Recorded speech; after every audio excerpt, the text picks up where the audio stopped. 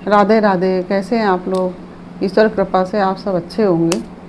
ईश्वर सब पर कृपा बनाए रखे, सबका कल्याण करे, सबको निरोगी रखे।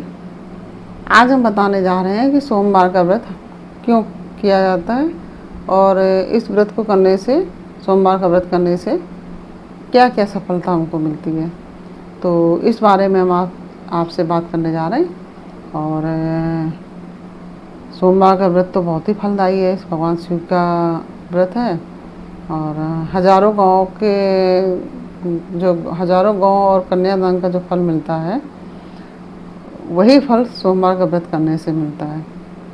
इसके मतलब हजारों गौ और कन्याओं का जो हम कन्या का दान करते हैं, जिस फल की प्राप्ति जो होती है हमको उसको करने से, उसी फल की प्राप्ति हमको सोमवार का व्रत करने से होती है। जिनके घर में बच्चों का जन्म नहीं हो रहा है या जन्म के बाद मृत्यु को प्राप्त हो जाते हैं, उनके लिए सोमवार का व्रत किसी वरदान से कम नहीं है। इतना ही नहीं कि जो लोग दरिद्रता झेल रहे हैं, गरीबी झेल रहे हैं, उनकी दरिद्रता को, जो गरीबी दूर होती है, पुत्र चाहने वालों को पुत्र और कन्या चाहने वालों को कन्या की प्राप्ति होती है। और जैसे कि एक पुत्र का जन्म होता है और दूसरा बच्चा आदमी चाहता है तो नहीं हो रहा है, तो उनको भी संतान की प्राप्ति हो जाती है। और जिन बेटियों को घर वर आदि नहीं मिल रहा है, और वह बेल का फल शिव जी की पिंडी पर समर्पित करें और उनको अच्छे और सुंदर घर वर की प्राप्ति होगी। और पहली बार जब नारी बच्चे को जन्म देती है, जैसे जो डिलीवरी वगैरह होती है, और जैसे कोई परेशानी ना हो, बच्चे का जन्म अच्छे से हो जाए, जन्म लेने वाला बच्चा सुरक्षित हो, तो इसके लिए भी उस नारी को यह व्रत करना चाहिए, सोमवार का व्रत करना चाहिए। तो इससे उसका जो डिलीवरी है बहुत अच्छे से हो जाती है, किसी प्रकार की कोई भी परेशानी नहीं होती। यह शीघ्र ही संपूर्ण परेशानियों को समाप्त करने वाला व्रत है। यह सोमवार का व्रत कुष्ठ रोगों के लिए, जो कुष्ठ रोगी हैं उनके लिए बहुत ही ज़्यादा लाभदायक है, क्योंकि इस व्रत को करने से कुष्ठ रोगों का नाश हो जाता है। सोमवार का व्रत कुष्ठ रोगों का नाश करने वाला व्रत है। ग्रंथों में इसके बारे में बहुत ही बड़ा वर्णन किया गया है, और उसमें एक सुंदर कथा का वर्णन भी किया गया है, जो कि इस प्रकार से है। कुष्ठ रोगों के निवारण के लिए इसको एक बहुत सुंदर वरदान मिला है। और पुराणों में यह कथा है कि कोई एक गंधर्व थे, जो उनकी बिटिया को कुष्ठ रोग हो गया था। और तो वह अपनी बेटी को लेकर एक गौसंग नाम के ऋषि थे, महात्मा थे, उनके पास पहुँचे और उनके चरणों में प्रणाम किया, उनका सत्कार किया और कहा कि गुरुदेव, मेरी बेटी को कुष्ठ रोग हो गया है और आप कृपा करके कोई ऐसा उपाय हो जिससे कि मेरी बेटी ठीक हो जाए, तो वह उपाय हमें बताने की कृपा करें। तब महात्मा गौसंग ने कहा कि यहाँ से तुम प्रभास क्षेत्र के लिए जाइए, प्रभास क्षेत्र में जाइए और हर सोमवार को बेटी के नाम से या बेटी के द्वारा नमक चमक से अभिषेक कराइए और महामृत्युंजय मंत्र का जप कीजिए। हर सोमवार को विशेष रूप से भोलेनाथ की पूजा कीजिए, क्योंकि हर सोमवार को भोलेनाथ की पूजा करनी चाहिए। गौसंग महात्मा के शब्दों का विश्वास करते हुए जो गंधर्व थे, वह प्रवास क्षेत्र में पहुँचे, उनका वहाँ पहुँचना हुआ और भगवान सोमनाथ का वंदन पूजन हर सोमवार को उन्होंने किया और सोम कुंड में स्नान भी किया और 6 महीने तक वहाँ पर रहे। 6 महीने जैसे ही पूरा हो गया, जब 6 महीने तक पूरा पूजा वंदन आदि अभिषेक और महामृत्युंजय का जप उन्होंने कहा करना वहाँ पे, तो जो महामृत्युंजय मंत्र है उसका जप करने के लिए उन्होंने कहा।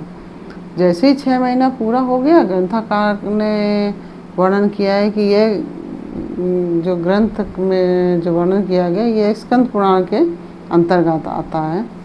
और यह स्कंद पुराण के अंतर्गत ये बात कही गई है।